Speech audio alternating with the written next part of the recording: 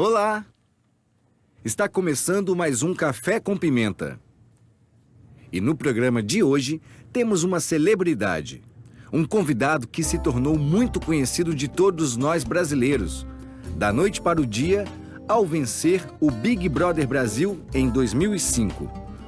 Hoje ele também é conhecido como deputado, defensor das minorias, professor de letras, autor. Ele é uma personalidade muito atuante, que tem vários fãs pelo Brasil. Jean Willis. E o Alexandre vai interpretar a nossa conversa.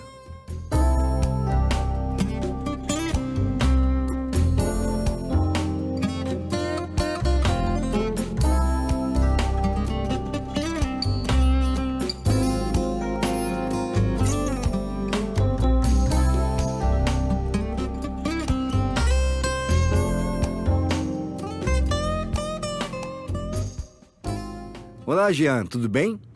É um prazer recebê-lo aqui no nosso programa. Em primeiro lugar, parabéns por sua reeleição como deputado federal. Meus parabéns. A comunidade surda torce por você. Eu que agradeço o convite para fazer parte do Café com Pimenta. Fiquei lisonjeado mesmo. De muitas entrevistas que eu dei, essa talvez o que mais me emocionou ser convidado para fazer. E quero agradecer também o elogio pela reeleição. Para nós, a vitória é nossa. Que interessante. Nós estamos acostumados a ver muitas batalhas por ideias sendo travadas tanto na Câmara dos Deputados quanto no Big Brother Brasil. Dá para traçar um paralelo entre os dois lugares? Olha, eu diria que o Big Brother Brasil e a Câmara dos Deputados só tem comparação no sentido de que reúne pessoas diferentes, cabeças diferentes, que entram em conflito. De resto, não tem mais nenhuma comparação, porque o Big Brother é um programa de entretenimento que nos alegra, nos diverte, nos apaixona, mas mais importante é a Câmara dos Deputados. Ali sim é, digamos assim, o verdadeiro lugar para onde todos os olhares deveriam estar voltados, né? Eu acho que as pessoas deveriam dar muito mais uma espiadinha na Câmara dos Deputados do que no Big Brother Brasil. E espiadinha é uma maneira do Pedro Bial dizer, você agora vai dar uma espiadinha. Porque a gente tem que olhar muito para a Câmara dos Deputados e para o Senado, porque é lá que a nossa vida é decidida, né? Aquelas pessoas votam as leis que vão nortear as nossas vidas, que vão ter um impacto nas nossas vidas. Vou dar só um exemplo, por exemplo, a vida das pessoas com deficiências físicas ou cognitivas, a vida delas depende de projetos de leis e de políticas públicas que são discutidas lá. Então, por isso a gente tem que prestar bastante atenção nisso, né? Vou te contar, nunca havia acontecido na Câmara uma audiência pública acessível, plenamente acessível. A primeira que se realizou foi esse ano, se realizou graças ao meu mandato junto com a Escola de Gente, que é uma escola que trabalha com teatro acessível. Então, foi uma audiência que não só teve acessibilidade física, mas também cognitiva, com intérprete de Libra, audiodescrição. E a gente pretende fazer isso para outras sessões também. Quer dizer, isso não tem que ser uma exceção, tem que ser a regra. Então, por esse motivo, as pessoas têm que prestar atenção no que se está votando lá, para que os nossos interesses, os interesses dos diferentes segmentos da população sejam atendidos. Incrível. Aproveitando o que você disse sobre a lei de acessibilidade, antigamente existiam poucas leis voltadas para a minoria surda. Hoje já existem mais leis. Mas isso ainda não é o suficiente. Você tem algum projeto para a comunidade surda? Eu pretendo lutar, essa luta já é minha, mas eu não acho que seja o caso de lei, né? Assim, eu acho que os surdos, as pessoas com deficiências cognitivas de uma maneira em geral e as pessoas com deficiências físicas, sejam aquelas congênitas, sejam aquelas trazidas por alguma doença rara, elas precisam mais de políticas públicas e menos de leis, certo? A Casa Legislativa, nós fazemos leis, mas nós temos uma função também que é uma função fiscalizadora sobre o Executivo. E a gente pode também fazer destino das emendas ao orçamento, ou seja, aplicar recursos em determinadas instituições que possam beneficiar as pessoas com deficiências, e aí, entre elas, os surdos. Então, nesse sentido, essa já é uma luta minha. Essa batalha que a gente fez lá, de fazer a primeira audiência pública plenamente acessível, faz parte disso.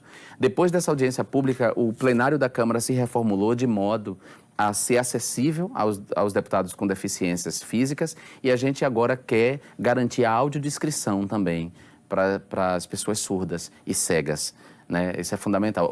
O intérprete de Libra para as pessoas surdas e a audiodescrição para as pessoas cegas.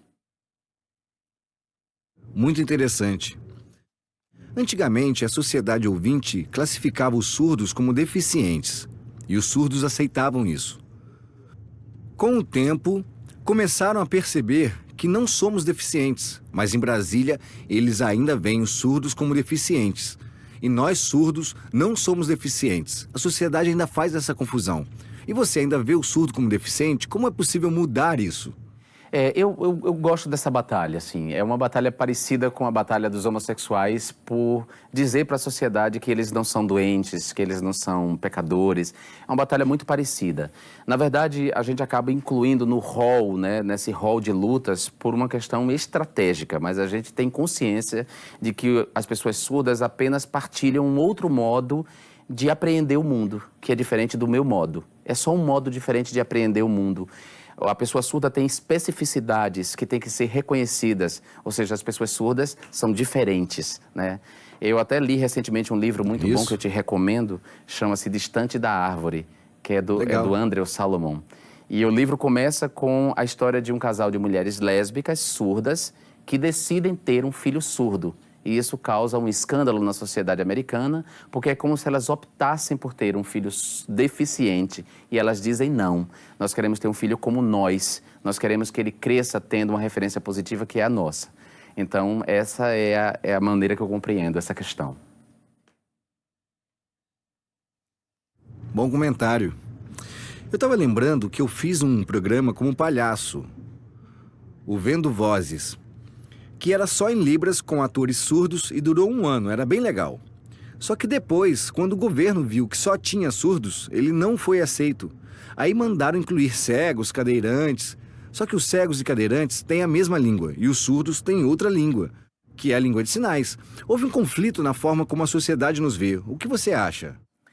Olha, eu concordo com você. Eu acho que as especificidades têm que ser reconhecidas, né? A gente só consegue a equidade, o que a gente chama de equidade, que é o acesso igualitário ao direito e à vida boa, se a gente considerar que as pessoas estão posicionadas na vida e que essas posições trazem especificidades.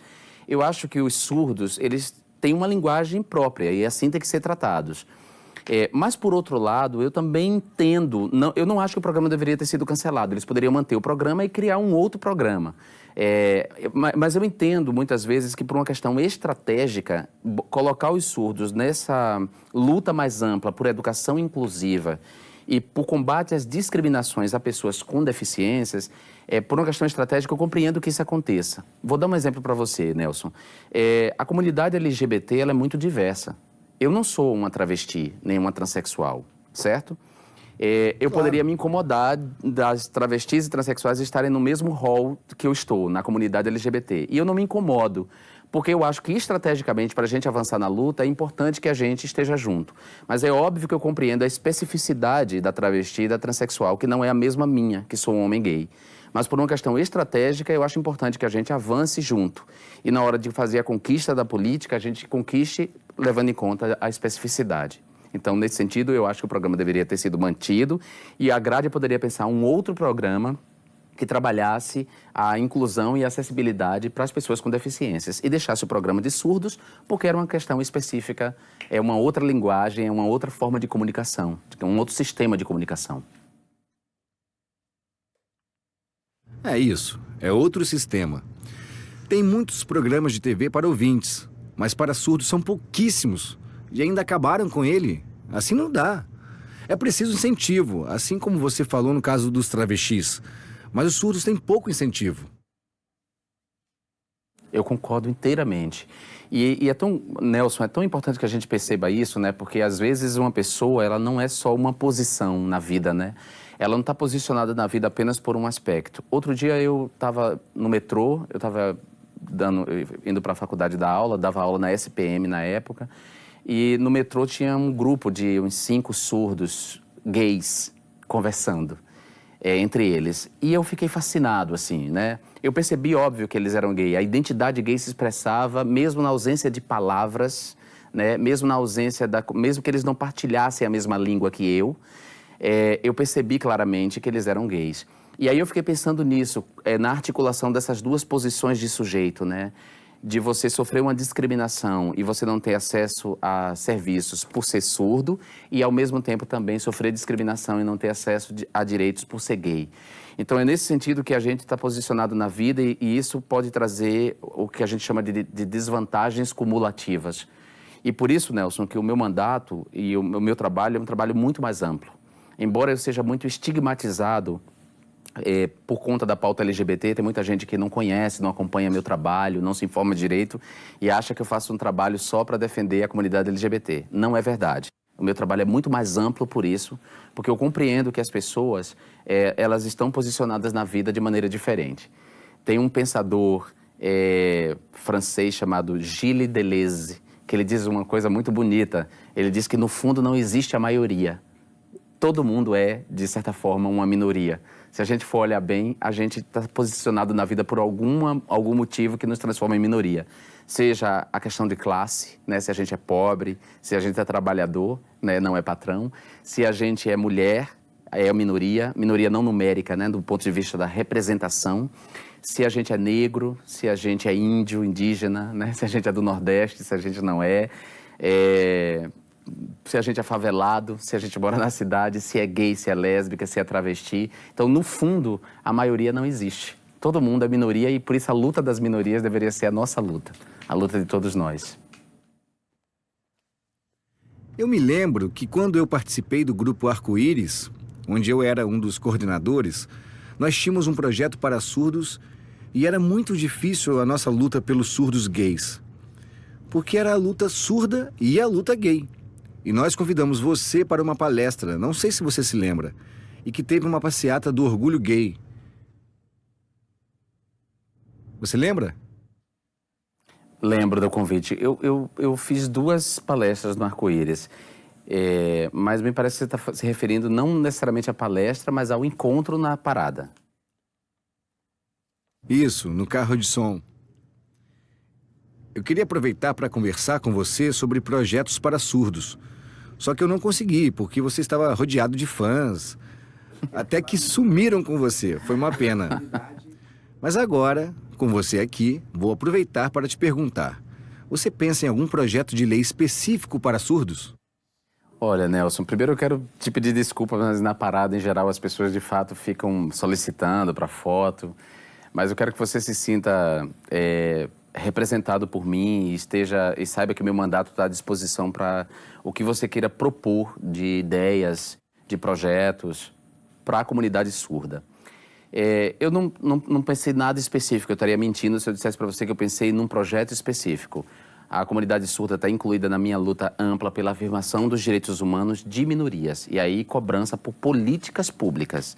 Não projeto de lei, mas política pública governamental, que venha do Ministério da Educação, do Ministério da Cultura, por exemplo, no âmbito da União, da Secretaria de Educação, Secretaria de Cultura no âmbito do Estado, né? E também do município, porque políticas inclusivas para a comunidade surda ou políticas que contemplem a cidadania da comunidade surda tem que vir dos 3 entes da federação. Não é uma responsabilidade só da União, da Presidência da República, mas também dos governos estaduais e dos governos municipais. Então, nesse sentido, eu vou, como deputado federal, cobrar essas políticas públicas, né? A gente aprovou, não sei se você sabe, o PNE, o Plano Nacional de Educação, e um dos itens mais controvertidos foi o item da educação inclusiva, né? Foi aquele, de fato, alvo de muitas batalhas, mas a gente conseguiu aprovar. A gente garantiu 10% do PIB, do Produto Interno Bruto, quer dizer, o total da nossa riqueza, 10% aplicados em educação. Esse recurso vai ser utilizado não só na construção de escolas acessíveis, né, de escolas inclusivas, portanto, que contemple a realidade e as especificidades da comunidade surda, mas não só dela, mas também no investimento no magistério, né, em melhor remuneração, plano de carreira e formação continuada para os professores. E aí eu volto àquele ponto. Para mim, todo professor da rede básica, ele deveria estar habilitado na linguagem de Libras. Entendeu? Para mim, e também ele deveria ter alguma noção de braille também, já que ele pode dar aula, pode ter um aluno cego em sala de aula. Eu espero que esse recurso seja aplicado. Para isso, a gente vai ter que combater a corrupção, né? Nós, como sociedade, temos que combater a corrupção. A corrupção é um mal que gangrena as estruturas públicas desse país. A corrupção não pertence a nenhum partido, mas ele, ao mesmo tempo, atravessa, infelizmente, quase todos os partidos, né? E a gente precisa, como sociedade, se habituar a ser honesto, né? E a tratar a coisa pública como coisa pública. E a gente vê que esse comportamento é um comportamento que é do cidadão comum. Eu acho que um aluno, por exemplo, de escola pública que quebra uma carteira, né, ou danifica um banheiro, ele não tem noção de que aquilo é dele. Ele acha que a coisa pública é algo fora dele. E quando, na verdade, é dele, ele pagou por aqueles impostos. Os impostos dele pagou por aquilo, dos pais dele. Então, a coisa pública tem que ser respeitada. Eu acho que o nosso país precisa de um choque de republicanismo. E eu espero que esse choque assegure que o recurso da educação seja usado na construção de uma educação inclusiva. Precisamos de força na política. Mas existe uma pequena confusão. O PNE é um programa muito importante. Mas a sociedade confunde muito essa questão de bilinguismo, que é o ensino da língua de sinais e da língua portuguesa escrita. Isso é importante para o desenvolvimento da língua. Em Brasília, eles querem fazer essa inclusão junto com os outros alunos. Mas é preciso respeitar a questão linguística. A inclusão pode ser feita na sociedade, mas no âmbito educacional não funciona. A inclusão tem que ser social e não educacional. O governo federal está achando que nós, surdos, queremos nos manter fora desse convívio, excluídos, como se a gente formasse um gueto. É uma luta contínua. O bilinguismo é bom, mas e o outro lado? Isso me preocupa. O que você acha disso? Eu acho, Nelson, assim, que a gente pode demorar, mas eu acho que a escola inclusiva, de fato, é aquela em que o surdo vai ser respeitado na sua especificidade. Ele vai ter a formação específica na língua dele, óbvio, com pessoas habilitadas, mas, ao mesmo tempo, ele também vai ser bilíngue, ele também vai aprender a língua, ele pode não falar, não expressar no plano oral a outra língua, mas ele pode expressar no plano escrito. E é fundamental que essa formação se dê em conjunto com alunos que também podem ter essa formação, porque o mundo é nosso, o mundo é comum, né? Eu creio que você não queira ficar isolado, convivendo só com pessoas surdas. Você queira se comunicar com pessoas como eu e com pessoas que falam uma outra língua. Então, se a gente conseguir garantir uma educação inclusiva nesse sentido, que a especificidade seja respeitada, né? Não é jogar simplesmente as pessoas no mesmo espaço, convivendo, sem o respeito à especificidade. Não, o respeito tem que vir. Mas, ao mesmo tempo que essa escola me habilite, a mim, aos meus filhos, que também falem a língua dos surdos, para se comunicar com o seu colega surdo, para que ambos tenham autonomia. E a pessoa surda, ao mesmo tempo, escreva, faça a expressão escrita da língua que eu expresso oralmente. E aí a nossa comunicação amplia, o nosso entendimento e o mundo se torna comum. Pode parecer romântico, mas não é. Eu acho que isso é possível. E quando eu falo em educação inclusiva, eu penso nesse sentido. Jamais em desrespeito das especificidades de cada grupo. Eu acho que as especificidades têm que ser respeitadas, sim, reconhecidas. Mas, ao mesmo tempo, a gente tem que lembrar que a gente partilha um mundo comum, né? A gente tem que construir essas pontes. É verdade. Antes era muito ruim, mas agora vem melhorando. Mas essa luta precisa continuar. Acho que ainda precisamos melhorar muito. Eu também acho, eu concordo com você. E a comunidade de surdos pode contar comigo, né, com a minha força política e com a minha atividade parlamentar para vocalizar lá no parlamento essas questões. Porque são questões tão novas assim que a gente não está habituado. Na verdade, a questão da comunidade surda e as reivindicações políticas da comunidade surda não desafiam só a política, desafiam o próprio conhecimento. Por exemplo, como é que fica a psicanálise diante da comunidade de surdos, né? Como é que fica a escuta psicanalítica, como é que fica toda a teoria psicanalítica com uma comunidade que não manipula a palavra da maneira que eu manipulo, que fala uma outra língua, né? Essas reivindicações desafiam outros aspectos da cultura que não só a política. Mas eu quero vocalizar isso, caso vocês tenham interesse, eu quero vocalizar isso lá no parlamento, fazer uma audiência em que vocês vão lá dizer das suas especificidades, das suas reivindicações do plano da educação, no plano da cultura, por exemplo, né? Você falou do programa de televisão, falar na possibilidade de um programa específico ou de uma TV, de um canal específico para a comunidade surda, com uma programação extensa que vá do programa de entretenimento como esse aqui, de entrevistas, até o jornalístico, passando pela teledramaturgia. Quer dizer, parece um mundo ideal, mas a gente pode pensar nisso sim, com a TV digital, com essa produção de conteúdo. Por que não pensar num canal com uma programação, uma grade de programação para a comunidade surda? Por que não? Essa é uma luta antiga da comunidade surda. Vários projetos foram feitos e nunca deram certo, pois somos vistos como parte de um gueto. E até hoje somos classificados assim. Eu acredito que um dia vamos quebrar esse paradigma e mudar essa realidade. Eu também acredito, porque a luta da comunidade LGBT também é antiquíssima. A luta da comunidade negra também é antiquíssima, né? A luta das mulheres também, mais antiga ainda, né? Imagina, as mulheres não conquistaram os plenos direitos. As mulheres ainda são vitimadas nos seus direitos sexuais e reprodutivos. As mulheres não ocupam a mesma quantidade de posições no mercado de trabalho e quando ocupam não recebem os mesmos salários. A mulher ainda tem que se desdobrar na jornada dupla, né? Do trabalho doméstico e o trabalho e a posição no mercado de trabalho. Essas lutas são todas antigas, Nelson. A gente está nessa batalha há muito tempo, mas a gente vai perseverar nelas. E que bom que a comunidade surda agora se constitui como uma comunidade com identidade. Isso é bacana, sabe? A afirmação da identidade e a apresentação, colocar na esfera pública as suas reivindicações.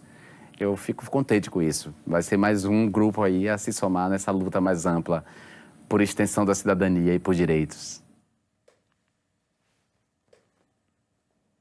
Muito boa a sua explicação. A TV Ines é a primeira televisão para surdos. Foi criada há 1 ano, é bem recente. E toda a programação é em língua de sinais. E está crescendo. Eu torço para que isso se estenda para outras TVs também. Quando eu falei, eu não pensei na TV Ines, porque a TV Ines ainda está no espaço virtual, no espaço da internet. Quando eu falei na TV, eu estava pensando num canal aberto ou na TV a cabo, né? Infelizmente, no Brasil, apenas 20% da população tem acesso à internet e às redes sociais digitais. Então, não é todo mundo ainda. Quando eu falei numa TV, eu falei para a TV aberta mesmo, mas de qualquer forma eu achei a TV Ines incrível. E quando eu fui convidado, quando a minha assessoria me passou o convite, eu pensei, poxa, mas existe, eu não conhecia essa TV, a minha ignorância, você vê a minha ignorância, eu não desconhecia a existência da TV. E quando eu soube que ela existia, que ela tinha essa programação, imediatamente eu falei, não, eu vou sim, eu quero ir lá dar entrevista. Para mim é muito importante fortalecer esses espaços e criar essas pontes, assim. Eu acho que esses espaços de comunicação têm que ser fortalecidos. E que bom que começou aí.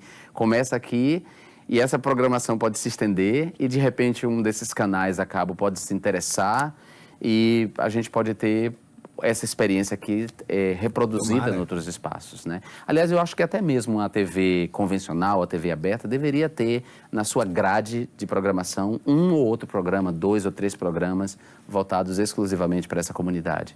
Acho que não seria um problema. Essa comunidade consome, essa comunidade é cidadã, paga imposto. Acho que haveria anunciantes para o programa. Era só ter um trabalho para isso, para identificá-los. Muito bom. Vamos torcer para que isso aconteça. De repente, pode ser uma luta sua também, certo? Tá dentro dessa luta aí. Como eu disse para você, eu vou vocalizar todas as suas reivindicações.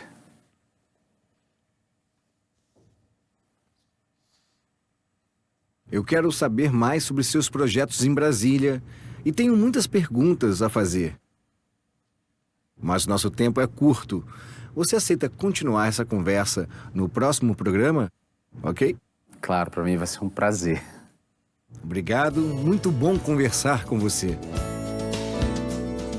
Nós estamos aqui num bate-papo que se estendeu um pouco, mas nós ainda temos muita informação para dar. Eu espero que vocês continuem assistindo a entrevista num próximo programa Café com Pimenta. Tchau!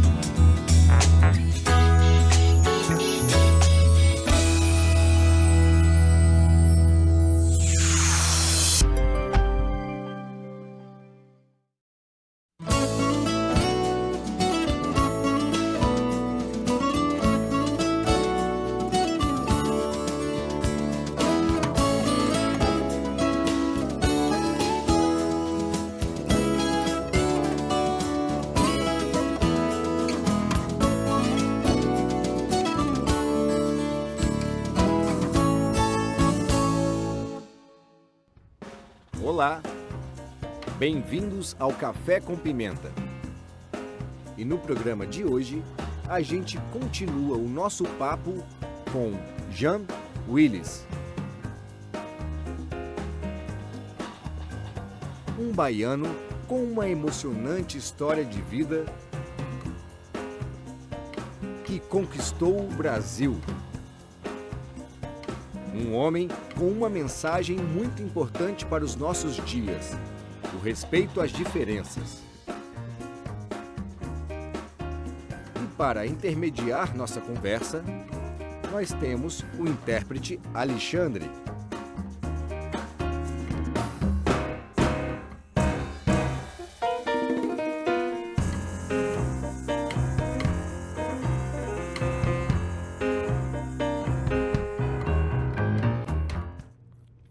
Que projeto você gostaria de ver aprovado em Brasília?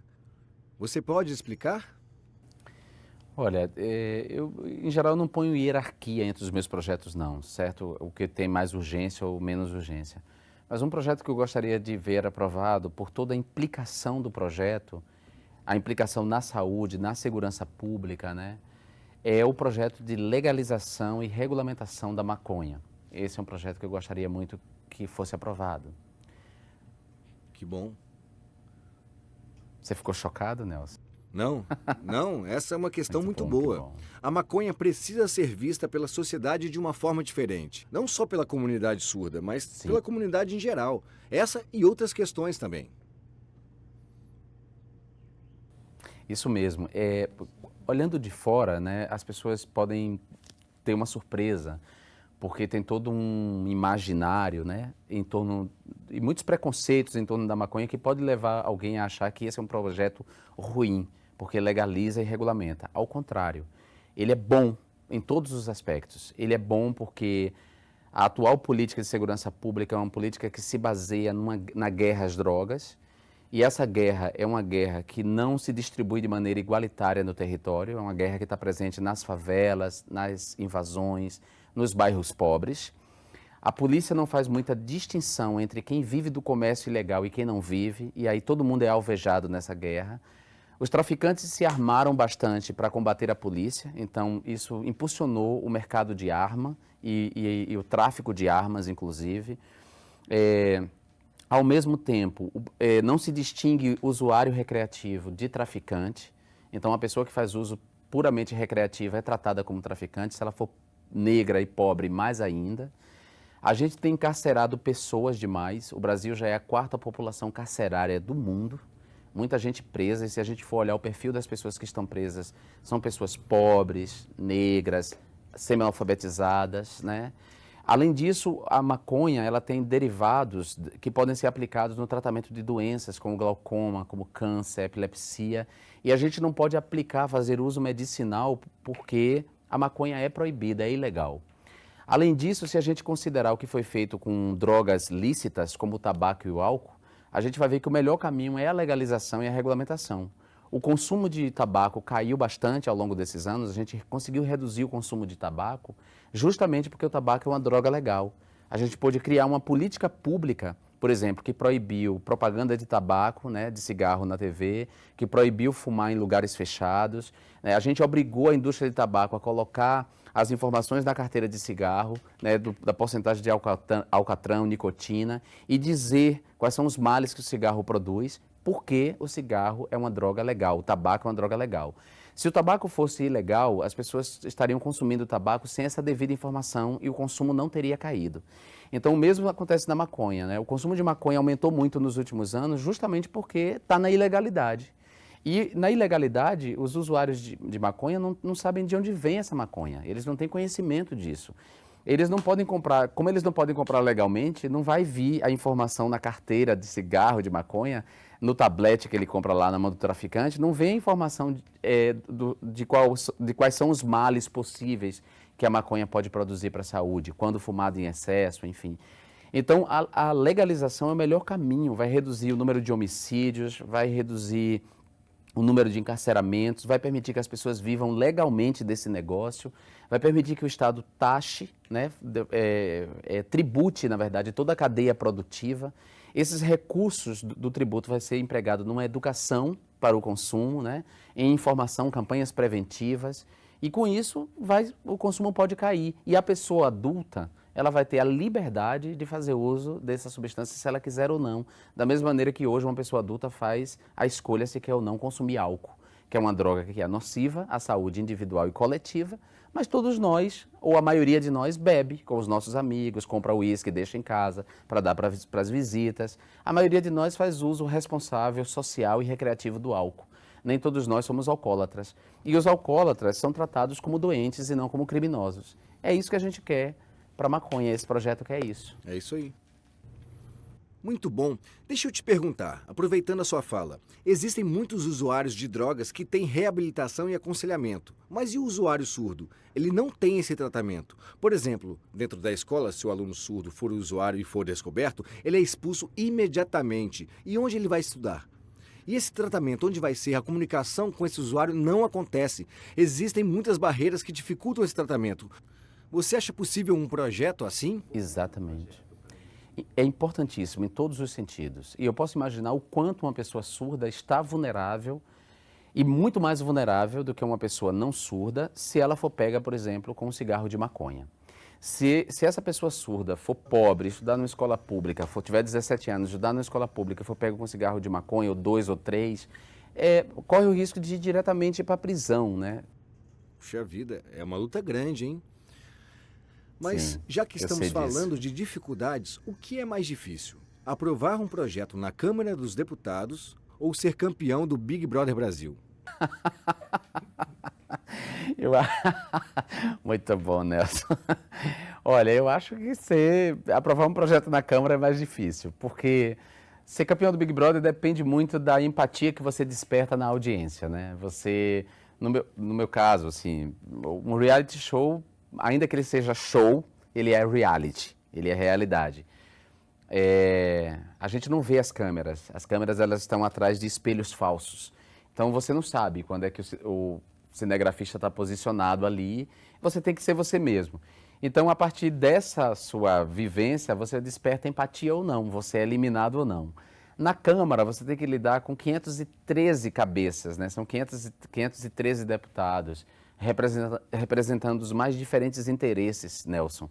Desde os interesses da indústria armamentista, que a gente chama de bancada da bala, até os interesses das igrejas neopentecostais evangélicas, passando pelo interesse do agronegócio, a bancada da bola, que são aqueles que vão defender os interesses da FIFA. Tem muitos interesses, então é muito difícil aprovar um projeto, mas mesmo assim a gente consegue. Com toda a batalha política, a gente consegue sim aprovar.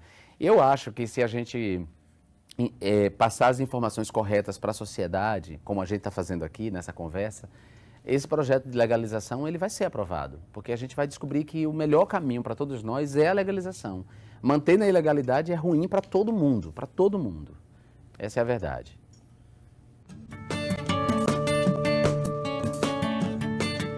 Jean Willis nasceu em 1974, no município de Alagoinhas, na Bahia. Uma curiosidade é que o Willis, de seu nome, foi escolhido pelo pai, seu José Dias, que era pintor de carros e amava um modelo bem antigo chamado Aero Willis.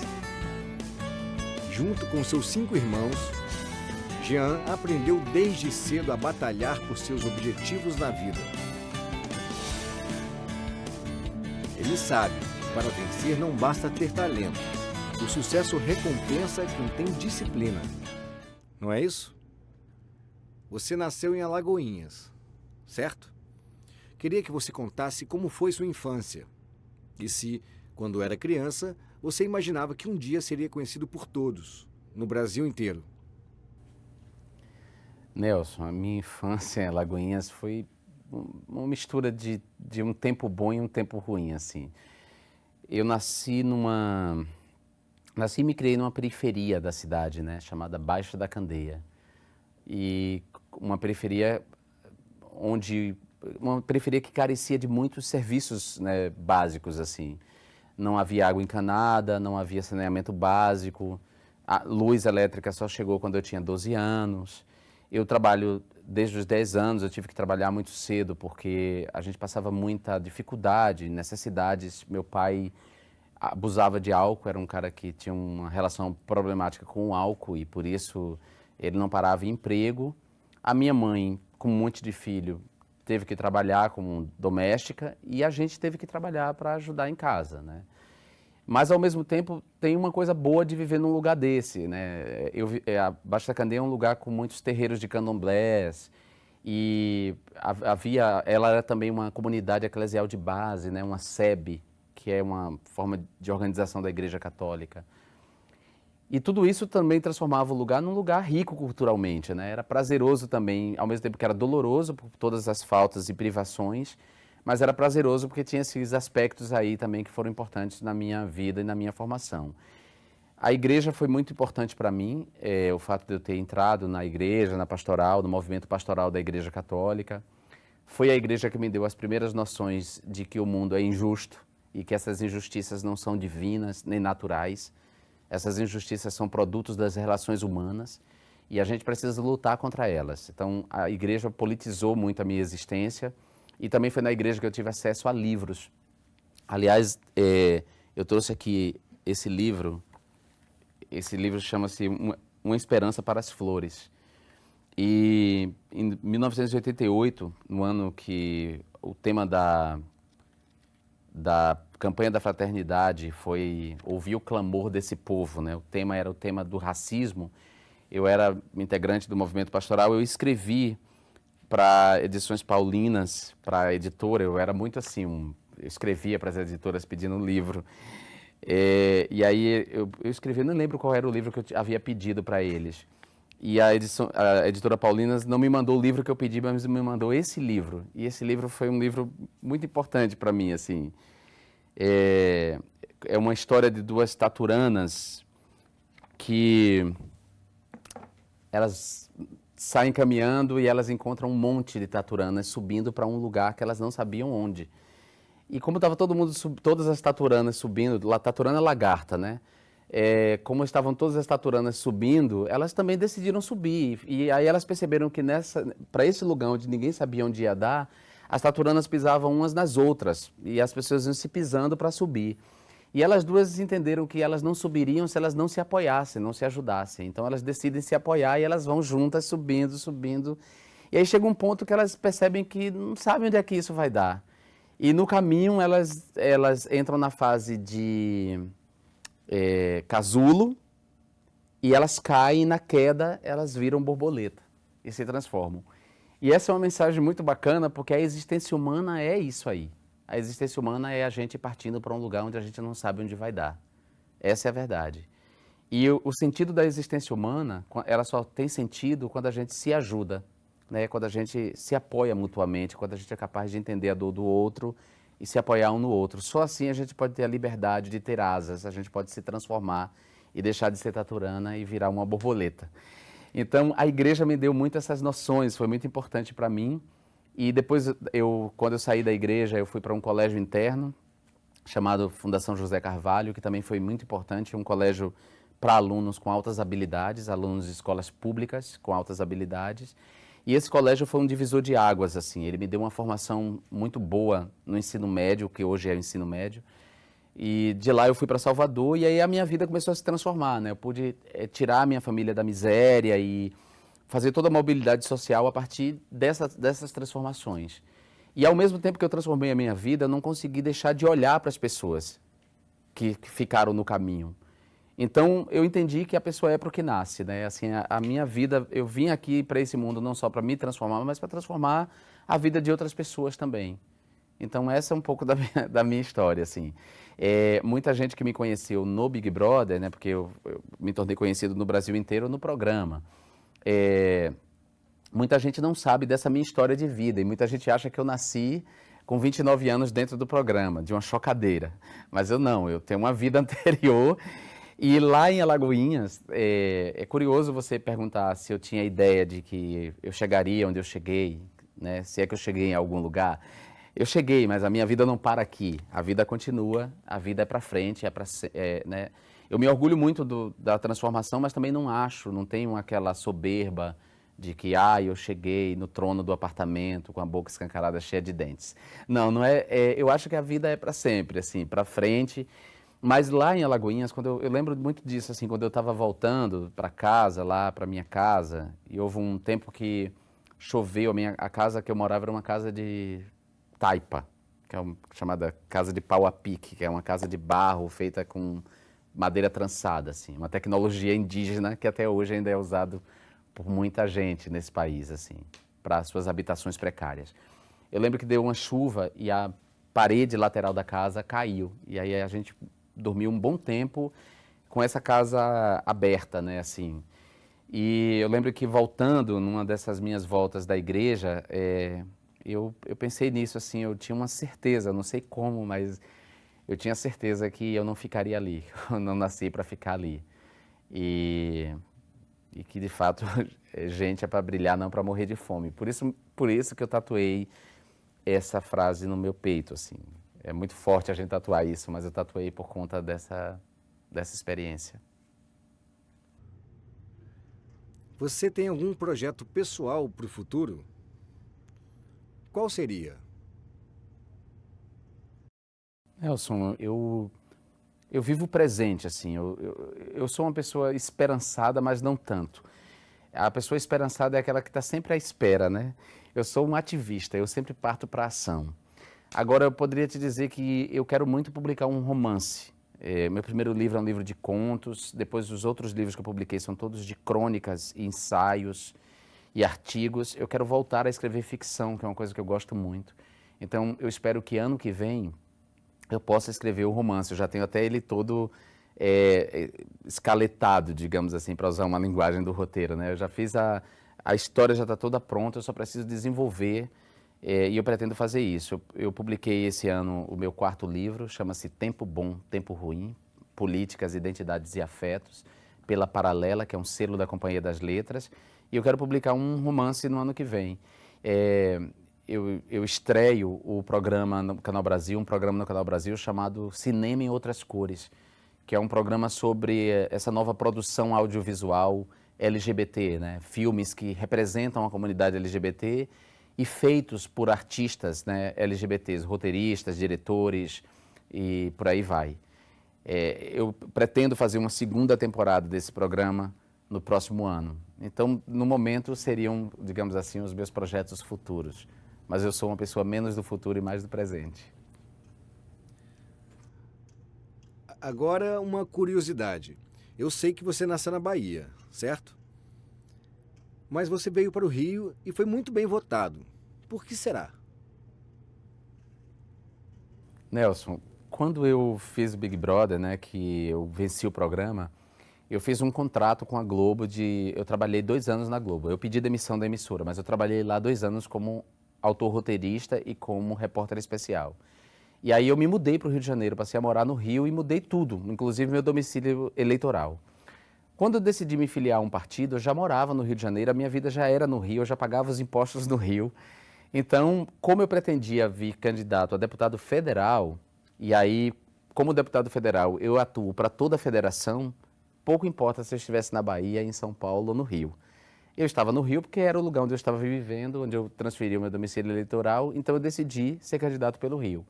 Embora a minha atuação seja uma atuação para todo o Brasil, né? O deputado federal atua para todo o Brasil, em especial para o estado que elegeu ele. Por exemplo, na hora de destinar os recursos, as emendas ao orçamento, eu destino para instituições do Rio de Janeiro, né, para beneficiar a população do estado do Rio de Janeiro. Mas a atuação legislativa e política, ela é para o Brasil inteiro. Então, não importa que eu esteja em São Paulo. Você sabe uma curiosidade, Nelson?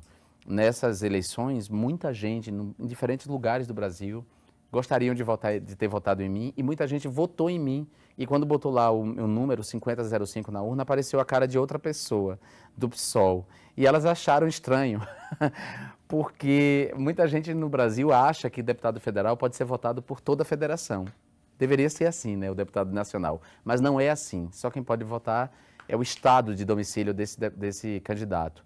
E aí muita gente escreveu para mim na internet, no Facebook, dizendo, ora, eu votei em você e apareceu outro candidato. E é porque ela não se deu conta disso. Mas eu fiquei feliz de saber que muita gente nesse país gostaria de ter votado em mim. Então, quem sabe, já que falamos de futuro agora há pouco, se a pessoa é para o que nasce, tiver escrito no meu destino, se eu for candidato à presidência da República, as pessoas do país inteiro vão poder votar em mim. E eu fico feliz com isso. Legal. Muito Sem bom. nenhuma pretensão. Não. Tem que ter essa pretensão, sim, para mostrar a sua força, pois tem gente que pensa que quem foi do BBB não tem valor. Você é um exemplo para a comunidade gay. E toda a comunidade gosta de você. E os surdos gays também gostam de você. Você mostra a sua posição e a defende. O BBB te ajudou, né? E a gente tem que agradecer ao programa por ter revelado você, para as pessoas te conhecerem. E para terminar, eu sempre peço para os convidados trazerem um objeto. Eu vi que você trouxe um livro. Você pode me explicar o porquê desse livro? O livro, eu já te disse qual foi o motivo, que é a história que eu te contei, que foi um livro que eu escrevi. Posso ver? Dá uma olhada, esse aí. E o outro objeto que eu trouxe é uma imagem de São Jorge. São Jorge é um santo de minha devoção, assim. Você sabe que apesar de toda a minha formação acadêmica, né, de eu ter tido contato com o materialismo histórico, ter feito leitura dos marxismos, eu nunca consegui ser ateu. Eu flertei com o ateísmo na época da faculdade. A gente sempre flerta com o ateísmo. E hoje eu até uso argumentos do ateísmo contra o fundamentalismo religioso. Mas eu não consigo ser ateu, eu creio nos mistérios. Né? Tem um compositor baiano, Gilberto Gil, que diz que mistérios sempre há de pintar por aí. Então eu acredito nos mistérios da vida e a minha devoção de São Jorge, a São Jorge está muito ligado a essa crença dos mistérios. São Jorge é um santo muito marginalizado na Igreja Católica, porque como ele é um santo também cultuado pela Umbanda, né, ele é sincretizado com o orixá, que é o Ogum, aqui no Rio de Janeiro e São Paulo, e na Bahia ele é sincretizado com Oxóssi. Ogum é a guerra, né, a guerra e a paz. Oxóssi é a cultura, a subsistência, as matas. Então, por conta disso, ele é um pouco marginalizado. E como eu gosto das pessoas marginalizadas, esse é o meu santo de devoção desde muito cedo, assim. Quer dar uma olhadinha? E é uma imagem bacana, porque é uma imagem de um soldado romano vencendo um dragão, e essa é uma metáfora da vitória da subsistência, da sobrevivência sobre a fome, da guerra sobre a paz, né? Da tolerância sobre a intolerância. Quer dizer, esse dragão aí pode ser todo o mal que a gente não quer, né? Então essa é uma imagem bacana, bonita. A minha vontade é continuar conversando com você, mas nosso tempo é curto. Queria saber se você sabe algum sinal em Libras ou alguma palavra. Tem alguma palavra preferida? Não conheço nenhum. Você pode me ensinar uma agora?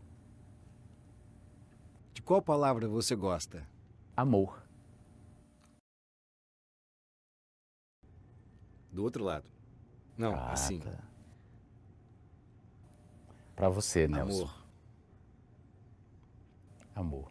Amo você. Eu amo você. Não.